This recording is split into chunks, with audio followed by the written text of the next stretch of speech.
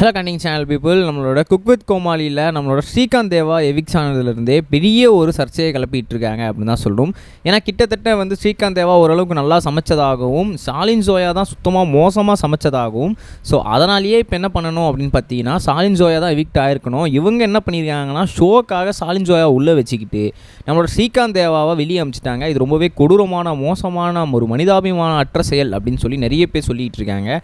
இதை பற்றி நம்மளோட செஃப் தாமு அவர்கள் இப்போ சில எக்ஸ்ப்ளனேஷன்ஸ் கொடுத்துருக்காரு. அவர் என்ன சொல்லியிருக்காரு, ஏது சொல்லியிருக்காரு அப்படின்றத இந்த வீடியோவில் உங்களுக்கு ரொம்பவே தெளிவாக டீட்டெயில்ஸ் பண்ணிக்கிறேன். நான் பேசி கேட்க ரெடியாக இருப்பேன் நம்புறேன். வாங்க அவர் ட்ரால் பண்ணிக்கலாம். ஃபர்ஸ்ட் ஆஃப் ஆல் முதல் விஷயம் என்ன அப்படின்னா, அவங்களே முதல்ல வந்து நம்மளோட டேஞ்சரஸ் ஜோன் அப்படின்னு சொல்லி நம்மளுடைய ஸ்ரீகாந்த் தேவா அதுக்கப்புறம் இல்லாமல் நம்மளோட சாலின் ஜோயாவை தான் இருந்துகிட்டு இருந்தாங்க.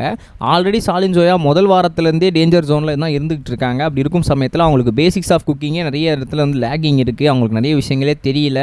பட் வந்து ஷோவோட அர்த்தம் வேறு புரியல அப்படின்னு சொல்லிட்டு இருந்தாலும் போக போக சாலின் ஜோயா கொஞ்சம் கொஞ்சமாக வந்து அதை வந்து அண்டர்ஸ்டாண்ட் பண்ணிக்கிட்டு அவங்களே வந்து டியூன் பண்ண ஆரம்பிச்சுக்கிட்டாங்க. அது பார்க்கவே நல்ல ஒரு மெச்சூர்டான ஒரு ரீப்ளேவுமாகவே இருந்துச்சு. அப்படி இருக்கும் சமயத்தில் இப்போ இன்னொரு விஷயமா என்ன அப்படின்னு பார்த்தீங்கன்னா, நம்மளோட ஸ்ரீகாந்த் தேவா கிட்டத்தட்ட வந்து ஸ்க்ரீனில் எங்கேயுமே வந்து ப்ரெசன்ஸ் இல்லாத மாதிரி தான் இருந்துகிட்டு இருந்தார். ஏன் அப்படின்னு பார்த்தீங்கன்னா, அவர் எங்கேயோ ஒரு மூலையில் போய் சமாளிக்கிறாரு. அது மட்டும் இல்லாமல் கோமாளிக்கும் வரைக்கும் வந்து ஒரு கனெக்ஷன்ஸ் இல்லை, ஜென்ரலாக வந்து இருந்துகிட்டு இருக்காரு அப்படின்ற மாதிரியும் சொல்லிட்டு இருந்திருக்காங்க. பட் இருந்தாலும் கூட இப்போ நம்மளோட செஃப் தாமு அவர்கள் சொன்ன மிகப்பெரிய விஷயம் என்ன அப்படின்னு பார்த்தீங்கன்னா, நம்ம 2 பேருமே வந்து டேஞ்சர் ஜோனில் ரொம்பவே வந்து வீக்கான கண்டஸ்டண்ட்டாக தான் வந்து இருந்துகிட்டு இருந்தாங்க.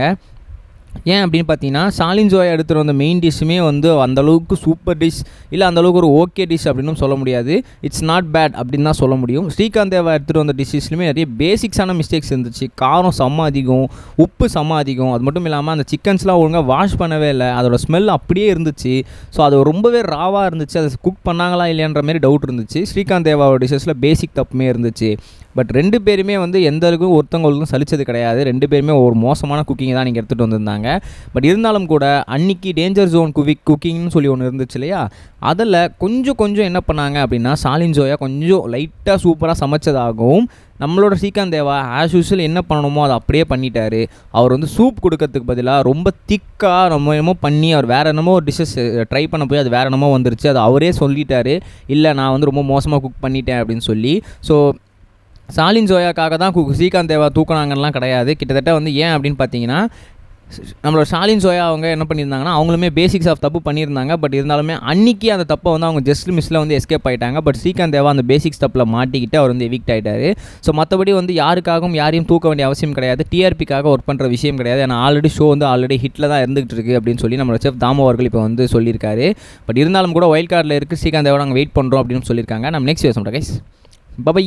இது வரைக்கும் கனெக்டிங் டிவிக்கு சப்ஸ்கிரைப் பண்ணனா மறக்காமல் சப்ஸ்கிரைப் பண்ணிக்கங்க. உடனடி அப்டேட்ஸ் பெறுவதற்கு நோட்டிஃபிகேஷன் பெல்லையும் கிளிக் பண்ணிக்கங்க.